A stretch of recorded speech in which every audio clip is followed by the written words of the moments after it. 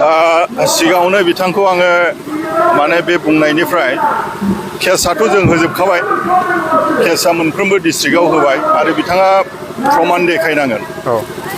देखायनांगोन आंबो एबसु बेकग्राउन्डनिफ्राय फैनाय आरो बिपिएफआव जोबोद मोजां मोजां मानसिफोर दङ गोबां रायजोफोर दङ 15-17 बोसोर जोङो बिटिसिखौ 6 सिडिउलाव जोङो लाबोबाय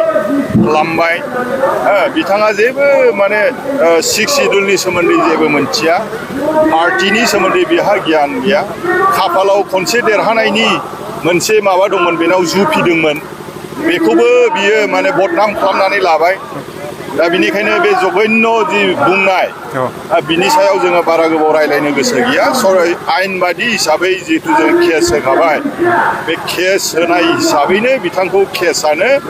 आयेनानो बिजिरसिगोन आङो एसेम्ब्लियाव बेखौ नुयो लोगो मोनो जे सोरनावबा सोरबा इ.एम नाव सोरबा डिपार्टमेन्टआव जेब्लानाखि जों सोङो बिथाङासो सिगां बुङो माने बियो एखेबारे बबेनिफ्रायबो फुरा पावार मोननानै फैनाय बायदि आरोखि बे मानसिया जेबो आयेन कानुन सिस्टेम नेम निथि बे जेबो रोङा लेखाबो रोङा खोमा बेसेबां गोरों आं मोनथिया गावखौबो एसे लाजिनांगौ गोरों समाजाव दानि गोरों समाजाव बड'लेण्डआवबो गोबां गोरों मानसिफोर ओंखारबाय बे गोरों समाजाव आङो आपिल खालामदों आङो खावलायदों अनुरद खालामदों बे मुसलपुर समस्तिनि रायजो राजाफोरखौ आपिल खालामदों जाहाथे बेफोरबायदि रोंथारि जेबो रोंथारि मानसिखौ थाखा फैसाल' सिनायग्रा मानसिखौ समाजखौ सिनायै धोरोम खोरोम मोनथियै डिसिप्लिन गैयै मानसिखौ जाहाथे उनाव भट होनानै देरहाहोआ बेखौ आङो रायजोफोरनिसिम खावलायबाय बेनोथ' खोथाया आं बेखौनो बुंबाय माने जाथारि मानसिफोरखौ समाजा बिजिरनानै भटखौ होनांगौ मोजां मानसिफोरखौ सुस्थ' मानसि